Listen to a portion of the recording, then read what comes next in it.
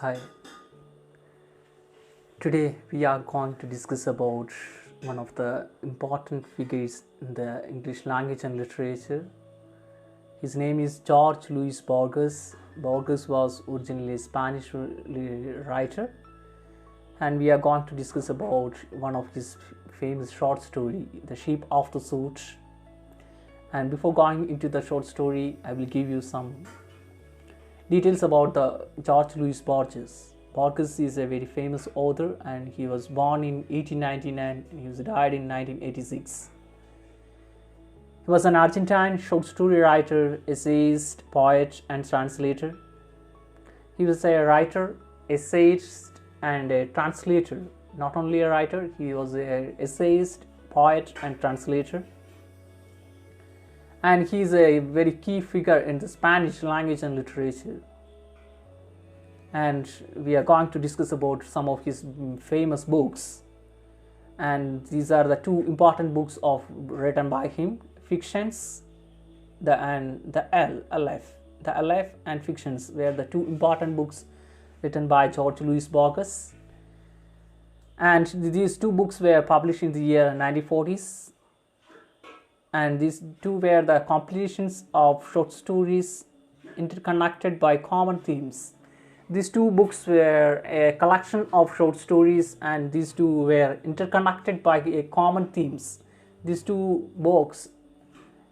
these two books, there are a lot of short stories, and these short stories share a common theme. These are the common themes that's recurrent in these short stories: dreams, labyrinths, libraries, mirrors, fictional writers, philosophy, and religion.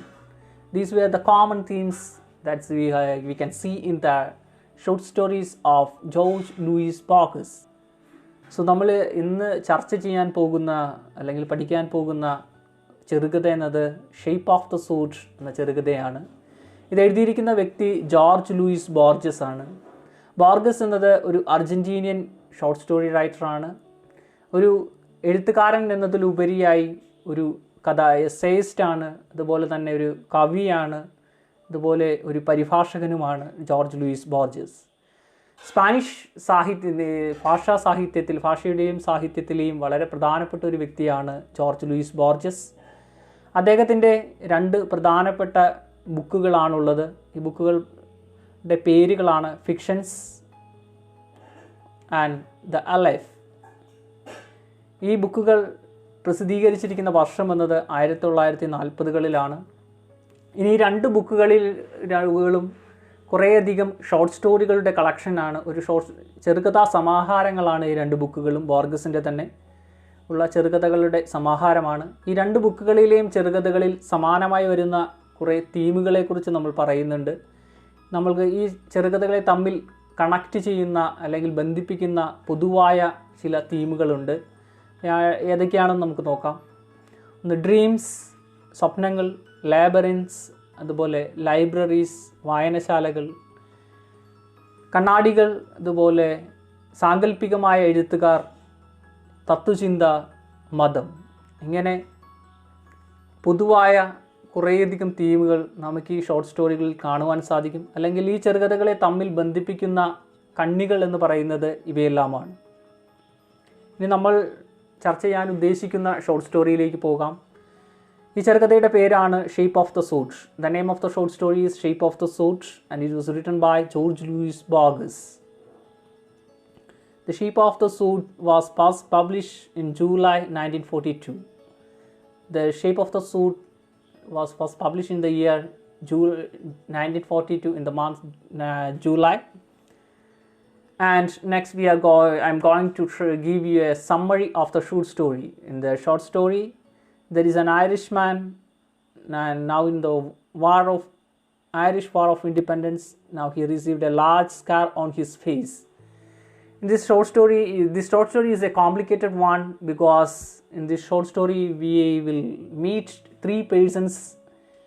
First one, the narrator of the short story is George Luis Borges. Borges himself is present in the short story, and the one next narrator is an Englishman. We meet one Englishman, and the narrator, or George Louis Borges, will give you one Englishman.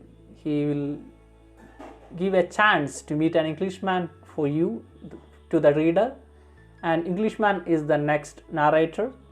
And another character is also present in the story, that is the Irishman. There are three important characters in the short story. One is the narrator himself, or George Louis Borges, and second one is the Englishman, and another is the Irishman. And there is one morning, one day, our narrator is first. Then in the beginning of the short story, our narrator explains about the Englishman, about his appearance, about his styles. Everything is described in the beginning of the short story.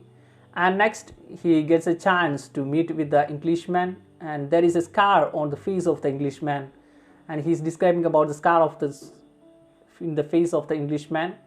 And the narrator, George Louis Borges, is very anxious to know about the story of the scar in the face of the Englishman. And one day he gets a chance to meet with the Englishman, and then they talk each other, and they spend a little time on the porch of the Englishman, and they share a drink. And after, in that pleasant atmosphere, the Englishman shares his own story to the narrator, and he says that he is not Englishman. Originally, he is an Irishman. When the narrator starts a patriotic conversation with the Englishman about the English, he says that he is not originally English, he is an Irishman, and he likes to share. And then the narrator, or George Louis Borges, asks about the story of the scar of the English or Irishman, and Irishman says that he will explain about he will reveal the secret of his story, or secret story of his scar. There is one agreement with one condition, and he explains the story. And first he describes the war and the introduction of a new comrade. He says that the Irishman was a war rebel. He was a rebel at the time of Irish War of Independence. He joined against the government, and he was a rebel, and he worked as like a communist. And one day, one peasant called John Vincent Moon joined in their company, and he describes about the John Vincent Moon and what happened to them. The Irishman described the war and the introduction of a new comrade, John Vincent Moon, into their band of rebels. He explained that the new comrade was a coward and was arrogant about his mental capabilities, but terrified of being hurt. He described how he himself saved Moon's life when soldiers attacked them. A bullet scraped Moon in the shoulder as they escaped, but the wound was only superficial. He and Moon fled together to a general's house, where they stayed for 10 days. The 9th day, he went out to avenge the death of some comrades. Moon always stayed at the house, pleading his injury. When the Irishman returned on their last day in the house, he heard Moon on the telephone, selling him to the police. The Irishman recounts how he chased Moon, cornered him, and marked the moon-shaped scar on his forehead just before the police captured him. At this point, Borges interrupts the story here to ask what happened to Moon. So, ഈ കഥയിലെ പ്രധാന കഥാപാത്രങ്ങൾ എന്ന് പറയുന്നത് 3 പേരാണ്. കഥ തുടങ്ങുന്നത് George Luis ബോർജസിൽ നിന്നാണ്. കഥയിലെ പ്രധാന കഥാകാരൻ കഥ പറയുന്ന വ്യക്തി എന്നത് ജോർജ് ലൂയിസ് ബോർജസ് ആണ്. ജോർജ് ലൂയിസ് ബോർജസ് കഥ പറഞ്ഞു തുടങ്ങുന്നു. ജോർജ് ലൂയിസ് ബോർജസ് പറഞ്ഞു തുടങ്ങുമ്പോൾ നമ്മളുടെ മുമ്പിലേക്ക് ഒരു ഇംഗ്ലീഷ് മാൻ അവതരിപ്പിക്കുകയാണ്. ഒരു ഇംഗ്ലീഷ് മാൻ ആണ് ആദ്യം കഥയിലുള്ളത്. ആ വ്യക്തിയെക്കുറിച്ചുള്ള കഥകളാണ് പറയുന്നത്. ആ വ്യക്തി എങ്ങനെയുള്ള വ്യക്തിയാണെന്ന് വിശദീകരിക്കുന്നു. അങ്ങനെ ജോർജ് ലൂയിസ് ബോർജസ് ഈ വ്യക്തിയെക്കുറിച്ച് പറയുന്നു. അയാളുടെ മുഖത്തുള്ള അസാധാരണമായ ഒരു മുറിവിനെക്കുറിച്ച്, മുറിവിൻ്റെ പാടിനെക്കുറിച്ച് പറയുന്നു. ആ മുറിപ്പാടിൻ്റെ കഥ എന്താണെന്ന് അറിയണമെന്നുള്ള ആകാംക്ഷ പങ്കുവയ്ക്കുന്നു. അതിനുശേഷം ജോർജ് ലൂയിസ് ബോർജസിന് ഒരു ദിവസം ഈ വ്യക്തിയെ കാണുവാനുള്ള ഒരു സാഹചര്യം ഉണ്ടാകുന്നു. അങ്ങനെ ഈ ഇംഗ്ലീഷ്മാനും ജോർജ് ലൂയിസ് ബോർജസും തമ്മിൽ ഒരു മീറ്റിംഗ് ഉണ്ടാകുന്നു. ആ മീറ്റിങ്ങിൽ രണ്ടുപേരും ഇരുന്ന് പരസ്പരം സംസാരിക്കുകയും വളരെ സൗഹൃദപരമായി സംസാരിക്കുന്നു. ആ സൗഹൃദപരമായ അന്തരീക്ഷത്തിൽ ജോർജ് ലൂയിസ് ബോർജസ് എന്തെങ്കിലും സംസാരിക്കുവാനായി ഇംഗ്ലീഷ്മാനോട് ഇംഗ്ലീഷ് ദേശീയതയെക്കുറിച്ച് സംസാരിക്കുവാൻ തുടങ്ങുന്നു. ആ സമയത്താണ് ഇംഗ്ലീഷ്മാൻ പറയുന്നത്, ഞാൻ യഥാർത്ഥത്തിൽ ഇംഗ്ലീഷ്മാൻ അല്ല, പകരം ഐറിഷ്മാനാണെന്ന് ഇംഗ്ലീഷ്മാൻ പറയുന്നു. അങ്ങനെ ഐറിഷ്മാനാണെന്ന് മനസ്സിലാക്കുന്നു. ഐറിഷ്മാനെ കുറിച്ചോട് അയാളുടെ മുഖത്തെ പാടിൻ്റെ കഥ എന്താണെന്ന് നമ്മളുടെ നറേറ്ററായ ജോർജ് ലൂയിസ് ബോർജസ് ചോദിക്കുന്നു.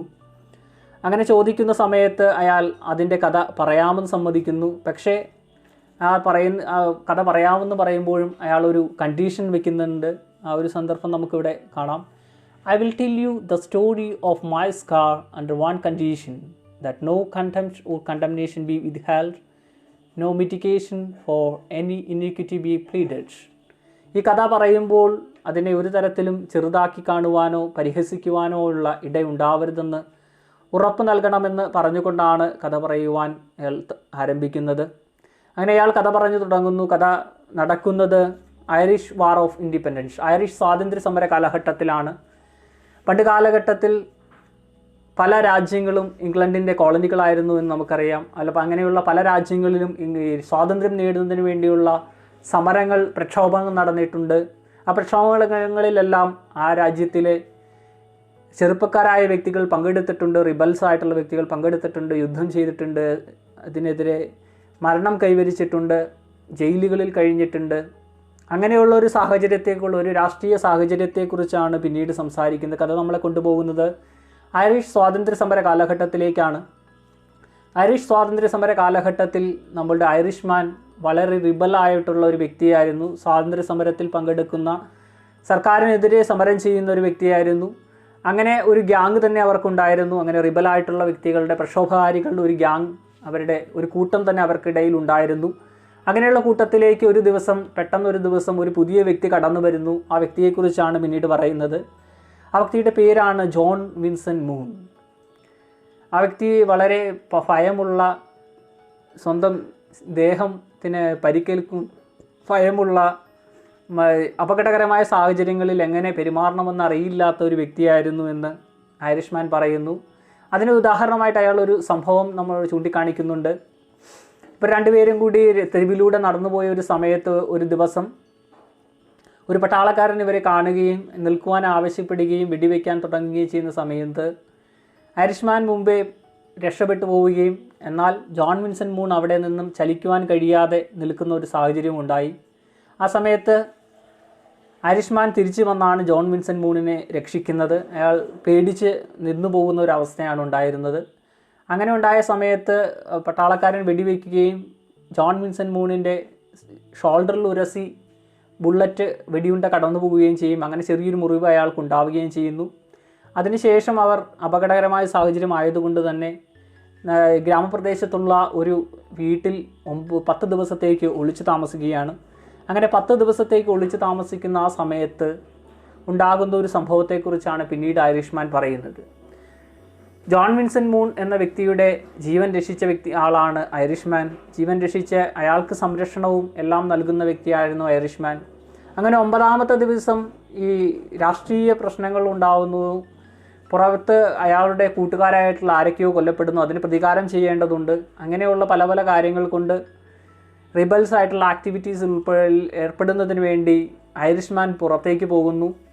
പോയതിന് ശേഷം 10ാമത്തെ ദിവസം തിരിച്ചു വരുമ്പോൾ വീടിന് പുറത്ത് വെച്ച്, വീട്ടിലെ ലൈബ്രറിയുടെ ഭാഗത്ത് വെച്ച് ജോൺ വിൻസെൻ്റ് മൂൺ ആരോടോ ഫോണിൽ സംസാരിക്കുന്നതായി കേൾക്കുന്നു. ആ ഫോൺ സംഭാഷണം എന്താണെന്ന് അയാൾ ഒളിച്ചു നിന്ന് കേൾക്കുന്ന സമയത്ത് അയാൾ മനസ്സിലാക്കുന്നത് തൻ്റെ ആത്മാർത്ഥ സുഹൃത്തെന്ന് താൻ കരുതിയിരുന്ന, താൻ രക്ഷിച്ചു കൊണ്ടുവന്ന, താൻ സംരക്ഷണവും എല്ലാം സ്നേഹവും നൽകിയ ജോൺ വിൻസെൻ്റ് മൂൺ തൻ്റെ എതിരാളികളായ സർക്കാരിന് പട്ടാളക്കാർക്ക് ഒറ്റുകൊടുക്കുന്നു എന്നാണ്. അയാൾ ഐറിഷ്മാനെ എവിടെയാണ് കണ്ടെത്താൻ സാധിക്കുക, ഏത് സമയത്താണ് അറസ്റ്റ് ചെയ്യാൻ കഴിയുക എന്നതിനെക്കുറിച്ച് വ്യക്തമായ നിർദ്ദേശങ്ങൾ നൽകുന്ന ജോൺ വിൻസെൻ്റ് മൂണിനെയാണ് അയാൾ കേൾക്കുന്നത്. ആ സമയത്ത് തന്നെ പട്ടാളക്കാർ അവിടെ എത്തുന്നു. പട്ടാളക്കാർ എത്തുന്നതിന് മുമ്പ് തന്നെ ആ വീടിൻ്റെ എല്ലാ ഭാഗങ്ങളും നിശ്ചയമുണ്ടായിരുന്ന ഐറിഷ്മാൻ ജോൺ വിൻസെൻ്റ് മൂണിനെ അപകടപ്പെടുത്താൻ ശ്രമിക്കുമ്പോൾ ജോൺ വിൻസെൻ്റ് മൂണും പ്രതിരോധിക്കാൻ ശ്രമിക്കുന്നു. അങ്ങനെ അവിടെ എത്തിച്ചേരുന്ന ഒരു പട്ടാളക്കാരൻ്റെ കുപ്പായത്തിൽ നിന്നും ഒരു വാള് കരസ്ഥമാക്കിക്കൊണ്ട് ജോൺ വിൻസെൻ്റ് മൂണിൻ്റെ മുഖത്ത് അയാൾ ഒരു എന്നേക്കുമായിട്ടുള്ള ഒരു അടയാളം സൃഷ്ടിക്കുകയാണ്. ഒരു അർദ്ധചന്ദ്രൻ്റെ ആകൃതിയിലുള്ള ഒരു മുറിവ് സൃഷ്ടിക്കുകയാണ്. അപ്പോൾ അർദ്ധചന്ദ്രൻ്റെ ആകൃതിയിലുള്ള ഒരു രക്തപ്പാച്ചിലാണ് അവിടെ സംഭവിക്കുന്നത്. അങ്ങനെ അതിനുശേഷം അയാളെ പോലീസ് അറസ്റ്റ് ചെയ്ത് കൊണ്ടുപോകുന്നു. ജോൺ വിൻസെൻ്റ് മൂൺ അവിടെ നിന്നും രക്ഷപ്പെടുന്നു. ഇത്രയുമാണ് സംഭവിക്കുന്നത്. അങ്ങനെ സംഭവിക്കുമ്പോഴാണ് നമ്മൾക്ക് കഥ വായിച്ചു കൊണ്ടിരിക്കുന്ന നമ്മൾക്കും കഥ പറയുന്ന ജോർജ് ലൂയിസ് ബോർജസിനും മനസ്സിലാവുന്നത് ഐറിഷ്മാൻ എന്ന രീതിയിൽ കഥ പറഞ്ഞുകൊണ്ടിരുന്നത് ജോൺ വിൻസെൻ്റ് മൂൺ ആണെന്നുള്ളത്. കാരണം ഐറിഷ്മാൻ എന്ന വ്യക്തി നൽകിയ അടയാളം, എന്നേക്കുമായി നൽകിയ ആ ചതി, ജോൺ വിൻസെൻ്റ് മൂൺ ചെയ്ത ചതിയുടെ അടയാളം അയാളുടെ മുഖത്ത് ഇപ്പോഴുമുണ്ട്. എങ്ങനെയാണ് ആ സ്കാർ കിട്ടിയതെന്ന് കൃത്യമായിട്ട് പറയുന്നു. അങ്ങനെ ആണ് ഈ കഥ അവസാനിക്കുന്നത്. അപ്പോൾ അവസാനമായി മനസ്സിലാകുന്നു ജോൺ വിൻസെൻ്റ് മൂൺ ആണ് അയാളുടെ മുമ്പിലുള്ളത്. ഐറിഷ്മാൻ എന്ന വ്യക്തിയെ, തൻ്റെ സുഹൃത്തായ ഐറിഷ്മാനെ, ആത്മാർത്ഥ സുഹൃത്തായ ഐറിഷ്മാനെ ഒറ്റുകൊടുത്ത ജോൺ വിൻസെൻ്റ് മൂണാണ് തൻ്റെ മുമ്പിലുള്ളത് എന്ന്. ഇതിൽ ബൈബിളുമായിട്ട് അല്ലെങ്കിൽ ക്രിസ്തുവുമായിട്ടുള്ള ഒരു ഉപമ കൂടി വരുന്നുണ്ട്. യൂദാസ് എങ്ങനെയാണോ ക്രിസ്തുവിനെ ഒറ്റിക്കൊടുത്തത്, അതുപോലെ തന്നെയാണ് ജോൺ വിൻസെൻ്റ് മൂൺ തൻ്റെ സംരക്ഷകനായ, തന്നെ സ്നേഹിക്കുന്ന ഐറിഷ്മാനെയും ഒറ്റുകൊടുത്തിരിക്കുന്നത്. അങ്ങനെ കഥയിൽ മൾട്ടിപ്പിൾ ഐഡൻറ്റിറ്റീസ് ഈ കഥയിൽ കടന്നു വരുന്നുണ്ട്. ഒന്നാമത്തെ ഐഡൻറ്റിറ്റി എന്നത് ജോർജ് ലൂയിസ് ബോർജസ് ആണ്. ബോർജസ് എന്ന കഥാകാരൻ്റെ ഐഡൻറ്റിറ്റി ഒന്ന്. രണ്ടാമത്തെ ഐഡൻറ്റിറ്റി എന്നത് ഇംഗ്ലീഷ്മാൻ. ഈ ഐറിഷ്മാൻ എന്ന് സ്വയം പരിചയപ്പെടുത്തുന്ന ജോൺ വിൻസെൻ്റ് മൂണിനെ ആ നാട്ടിലെ ആളുകൾ വിളിക്കുന്നത്, അല്ലെങ്കിൽ ആ നാട്ടിലുകാർ അയാൾക്ക് നൽകിയിരിക്കുന്ന ഐഡൻറ്റിറ്റി എന്നത് ഇംഗ്ലീഷ്മാൻ, ഒരു ഇംഗ്ലീഷ് കാരനായ വ്യക്തി എന്ന ഐഡൻറ്റിറ്റിയാണ്.